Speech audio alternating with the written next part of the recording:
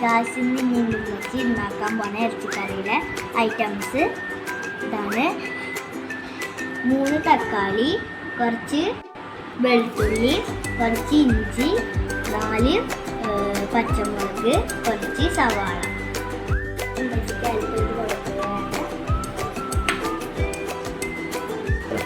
അടുത്തത് സവാളയാണ്.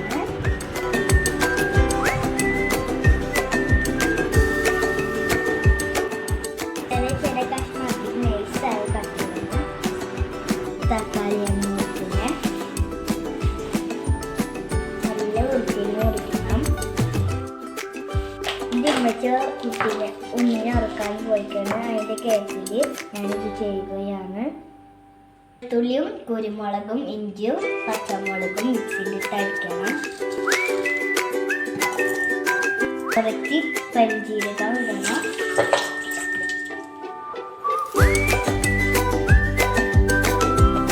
കുറച്ച് വേപ്പില ഇടണം.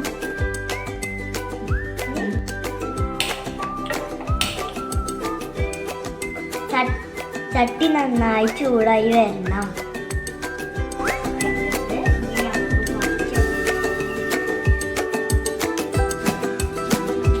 നിങ്ങൾ വിചാരിക്കണ്ട ഞാനാണ് ഒറ്റയ്ക്ക് ചെയ്യുന്നത്. ഇത് ഉമ്മച്ചിക്കൂടി എടുത്ത് ചെയ്ത് കുറച്ച് സവാള ഇട്ട് കൊടുക്കാം.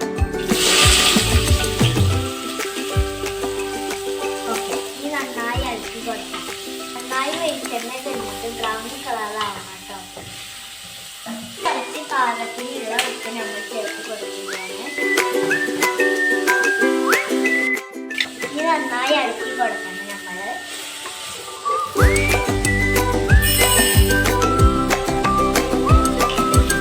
ബ്രൗൺ കളറായി വരുന്നില്ല. അതിന് മുമ്പ് കുറച്ച് മഞ്ഞൾപ്പൊടി ഇടണം.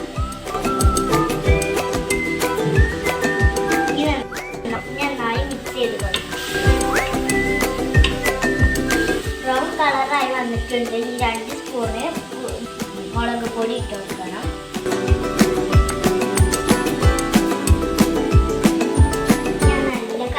നല്ല ഇളക്കി കൊടുക്കണം. അടുത്തതായി നമ്മൾ മല്ലിപ്പൊടി ഇടാൻ പോവുകയാണ്. 4 ടീസ്പൂണ്.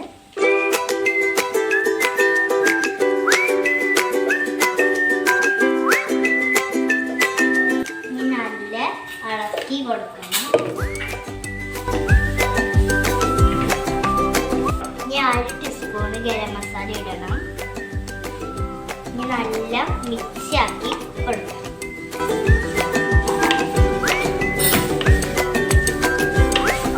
നമ്മൾ മുറിച്ച തക്കാളിയൊക്കെ ഇതിലിട്ട് കൊടുക്കണം.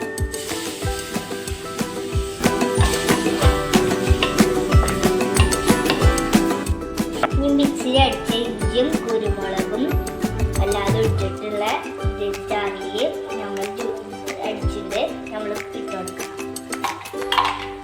ഇതിൻ്റെ ഉപ്പച്ചിക്ക് ലീവായിക്കൊണ്ട് സൺഡേ ഞങ്ങൾ പ്ലാൻ ചെയ്തിട്ടുണ്ടായിരുന്നു നെയ്ച്ചോറും ഇറച്ചിക്കറിയും. അപ്പം ഞങ്ങൾ ഇത് ഉണ്ടാക്കുകയാണ്. ഇനി കുറച്ച് നേരം മൂടി വെക്കുക. ഇതിൻ്റെ വീട്ടിലുണ്ടാക്കിയ മല്ലിയാനാണ്. ഇത് നമ്മുടെ ഇറച്ചിക്കറിയിൽ ഇട്ട് കൊടുക്കാം. നല്ല ടേസ്റ്റ് വരും. ഇനി നല്ല ഇളക്കി മസാല നല്ല ചൂടായിട്ടുണ്ട്. നമ്മൾ കുറച്ച് ബീഫ് ഇട്ട് കൊടുക്കണം.